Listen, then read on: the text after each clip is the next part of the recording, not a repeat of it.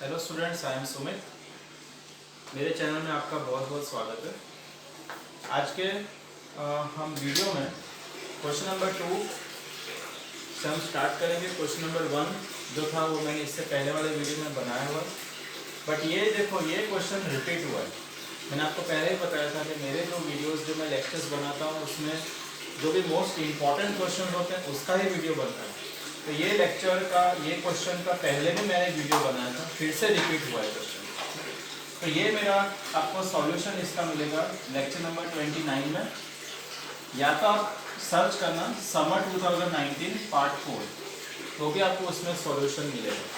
और एक काम करूँगा इसके सभी क्वेश्चंस के लिंक्स मैं डिस्क्रिप्शन बॉक्स में भी लिख दूँगा ताकि आपको आसानी रहे क्वेश्चंस ढूंढने में। इसके बाद आज हम स्टार्ट करेंगे क्वेश्चन नंबर 3। तो आइए देखते हैं। पहले मैं इसको रफ कर देता हूँ। उसके बाद क्वेश्चन नंबर 3 जो है हमारा वो मैक्सिमा मिनिमा पे है। मैक्सिमा मिनिमा के सम्स मैंने बहुत सारे सॉल्व किए हुए हैं, उसके स्टेप्स मैंने यहाँ लिखे हैं।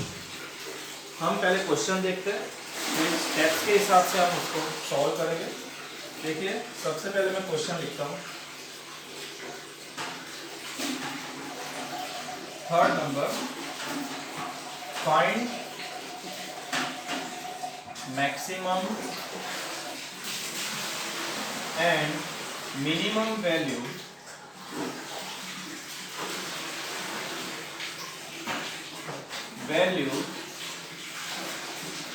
of y equals to x cube minus 3x plus 11। इसके आपको maximum and minimum value find करनी है।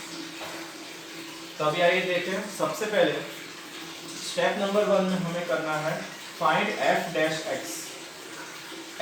f x का डिफरेंशिएशन करना है।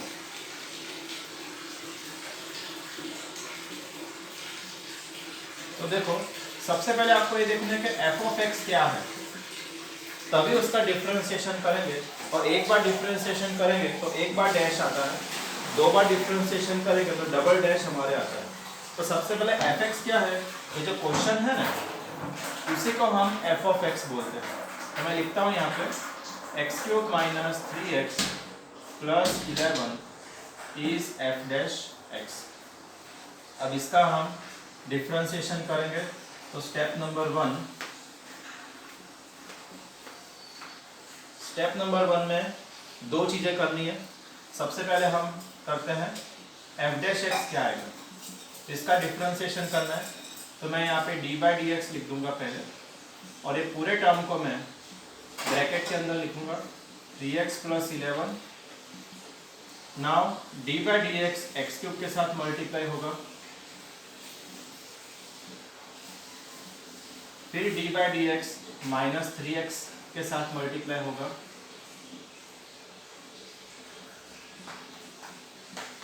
फिर डी बाई डी एक्स 11 के साथ मल्टीप्लाई होगा। तो अब इसका रिजल्ट कैसे आएगा कि एक्स क्यूब जो है उसके लिए हम फॉर्मूला यूज करेंगे d by d x of x raise to n is n x raise to n minus 1। तो यहाँ पे n है, n के बदले यहाँ पे 3 दिया है, यानी यहाँ पे भी 3 होगा, यानी x क्यूब होगा। तो उसका फॉर्मूला क्या बनेगा, यहाँ पे 3 आएगा, यहाँ पे 3 आएगा, तो ये बन जाएगा 3x raise to 3 minus 1। 3 minus 1 का आंसर होता है 2।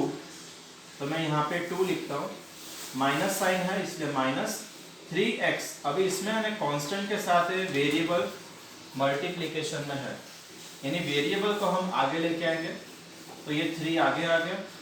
Now D by d x of x constant है, ये जो है 11 इज कांस्टेंट। कांस्टेंट का डिफरेंशिएशन क्या होता है, 0, यानी ये पूरा टर्म का हो जाएगा 0। तो यहाँ पे मैं लिखता हूँ 0। अब आगे देखो, 3x square as it is 3, derivative of x is 1। तो 3 into 1 प्लस ये 0 था वो, तो ये हुआ 3x² माइनस 3। ये किसका आंसर आया? f' का आंसर आया। अब जो भी आंसर आ रहे हैं मैं उसको साइड पे लिखता जाऊंगा क्योंकि सम बहुत लेंथी है। मैक्सिमम मिनिमा के सम्स अप्रॉक्सीमेटली 20 मिनट्स का लेक्चर बनता है। देखिए f' मैं यहाँ पे लिख देता हूँ दैट फर्स्ट टाइम डिफरेंशिएशन किया तो 3x² माइनस 3 आंसर आया। अब हम इसको रब कर देते, फिर f" में फाइंड करूंगा।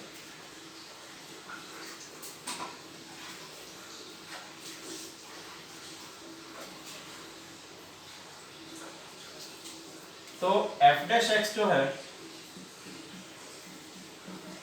वो है 3x² माइनस 3। फिर से डिफरेंशिएट करेंगे तो आ जाएगा f'' equals to d/dx of 3x² minus 3। अब इसमें भी सेम d/dx पहले इसके साथ मल्टीप्लाई होगा, तो d/dx ऑफ 3x² हो गया माइनस साइन।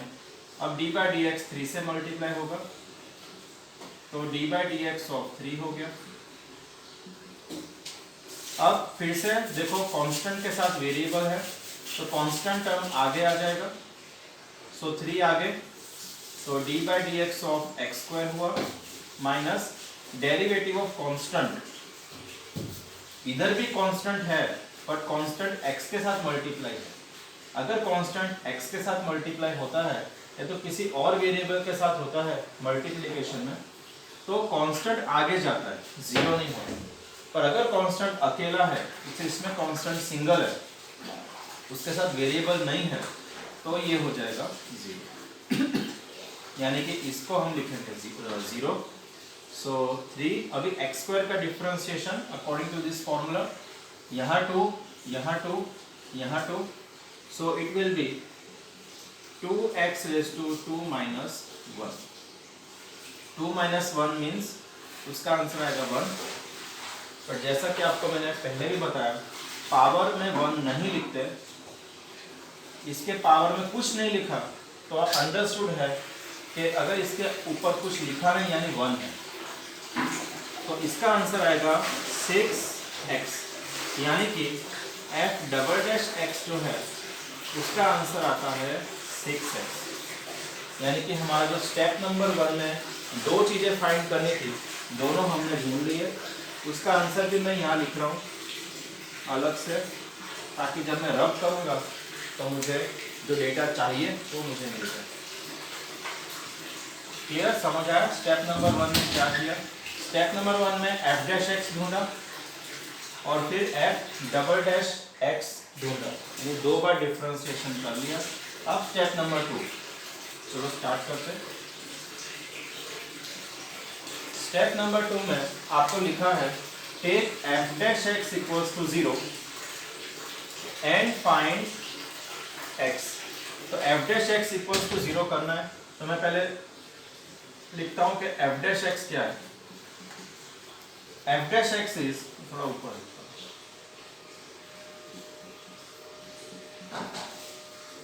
और स्टेप नंबर 2 भी थोड़ा ऊपर।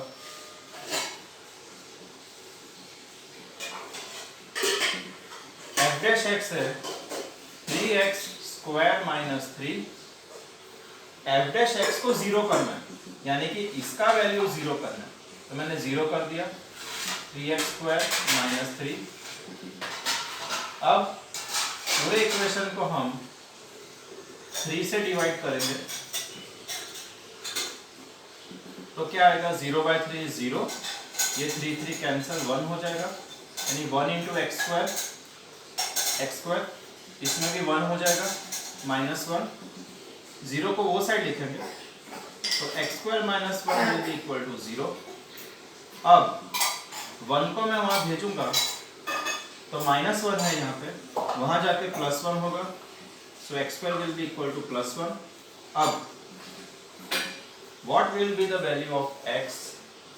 अगर मैं स्क्वायर हटाता हूं तो ये हो जाएगा प्लस और माइनस √1, क्योंकि स्क्वायर जब वहां जाएगा तो अंडर रूट होगा, स्क्वायर रूट होगा। और प्लस और माइनस 1 क्यों लिखते हैं? जब भी हम स्क्वायर को वहां भेजते हैं प्लस माइनस लिखते हैं, उसका रीजन ये है कि अगर वैल्यू प्लस में हो या नेगेटिव में हो, उसका जो स्क्वायर होगा वो हमेशा पॉजिटिव में आता है।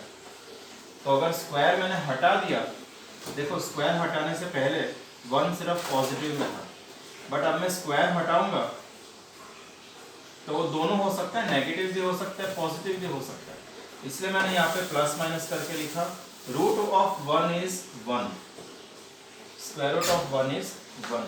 तो इसका मतलब x की दो वैल्यूज आई, x इक्वल्स टू +1 और x इक्वल्स टू -1, यानी दो आपका x की वैल्यूज आई। ठीक है, यानी कि हमने इसमें लिखा था मैंने फाइंड x, और x की 2 वैल्यूज लिखी है, देखो 2 वैल्यूज v1 एंड v2, यानी हमारे लिए फर्स्ट वैल्यू ये है, सेकंड वैल्यू ये है। अगर आप इसको फर्स्ट वैल्यू रखोगे तो भी चलेगा, इसको सेकंड वैल्यू करोगे तो भी चलेगा। ठीक है, ऑर्डर इज नॉट इम्पॉर्टेंट। अब मैं ये दोनों वैल्यूज यहाँ लिख देता हूँ।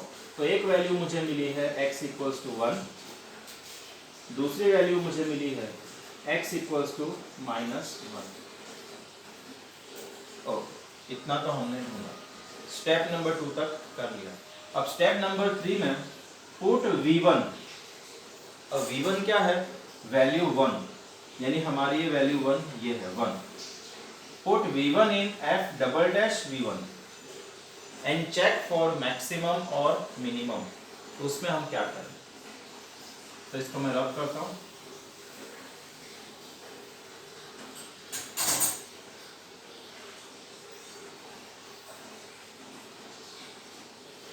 Step number 3, put v1 in f'(v1), यानी कि जो मेरा f'(x) था, जो था 6x, अब मैं रखूंगा x इक्वल्स टू 1, किस में? इसमें भी और इसमें भी,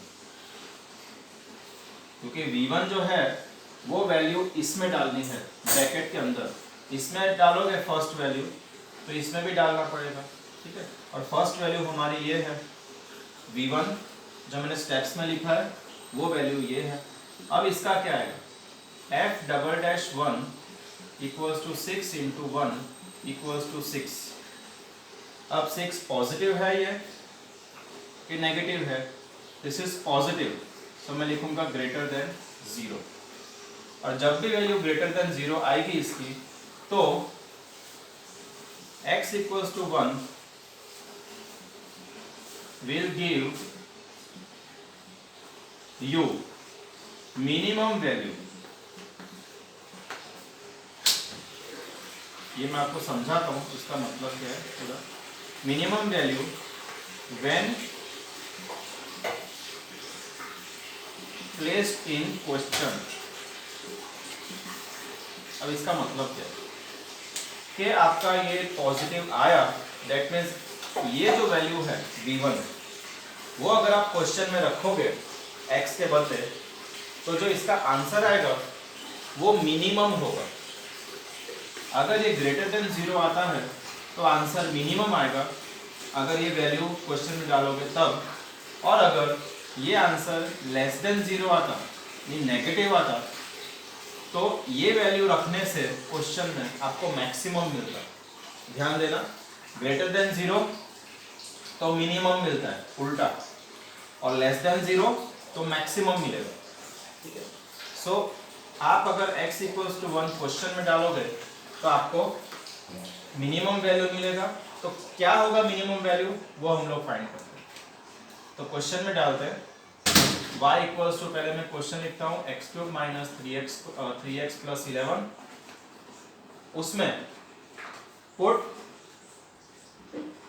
x इक्वल्स टू 1, तो क्या आएगा?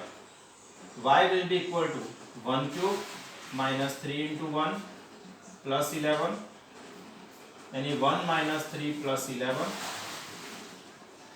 सो 12 माइनस 3 विल बी 9, यानी कि y की वैल्यू हमारी आएगी 9 एंड दिस इज, आपको लिख देना है, it is minimum value.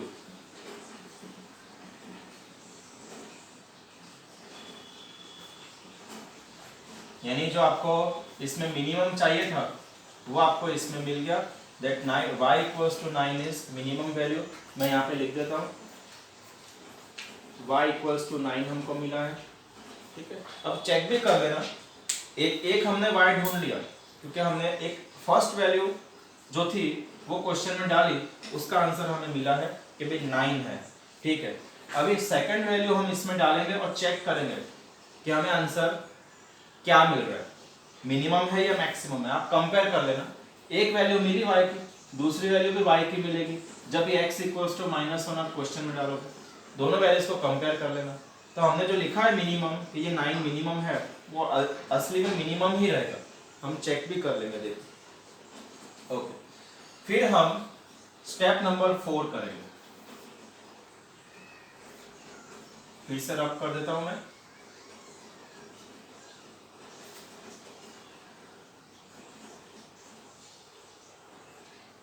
Step number 4 में लिखा है मैंने, पुट v2 यानी वैल्यू 2 इन f डबल डैश v2। तो मैं पहले f डबल डैश x लिखता हूं, उसका वैल्यू है 6x।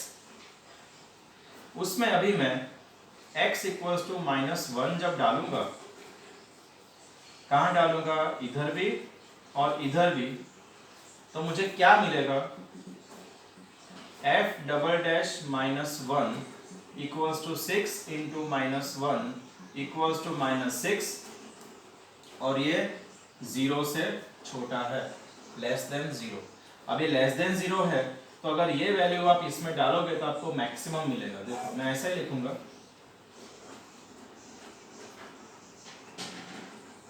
It will give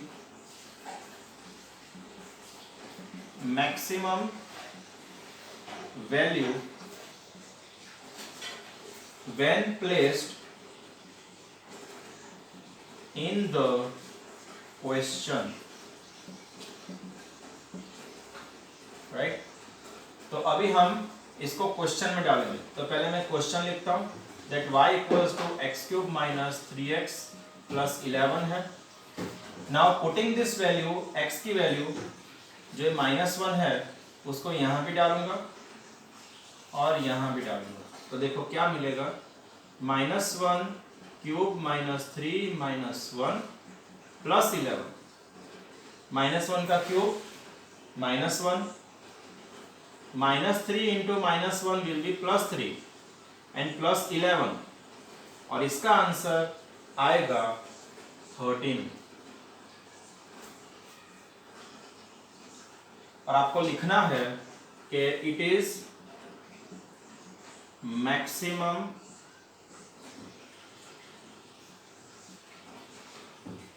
value, यानी y इक्वल्स टू हमें मिला है 30।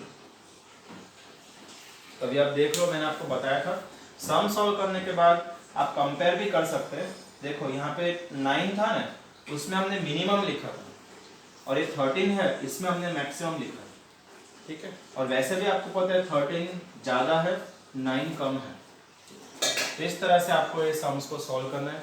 Most important is this steps आपको परफेक्ट याद होने चाहिए, और ये क्वेश्चन जीटीयू में बहुत बार रिपीट होते हैं। इस टाइप के सम्स, यही क्वेश्चन रिपीट नहीं होगा, बट इसके टाइप के सम्स बहुत रिपीट होते हैं, और ये इजी मेथड्स हैं। सिर्फ डिफरेंशिएशन करना है, उसमें भी यही बस फॉर्मूला यूज होता है, ठीक है। साइन कॉस वगैरह कुछ यूज नहीं होता है। Okay, so thanks for watching, all the best.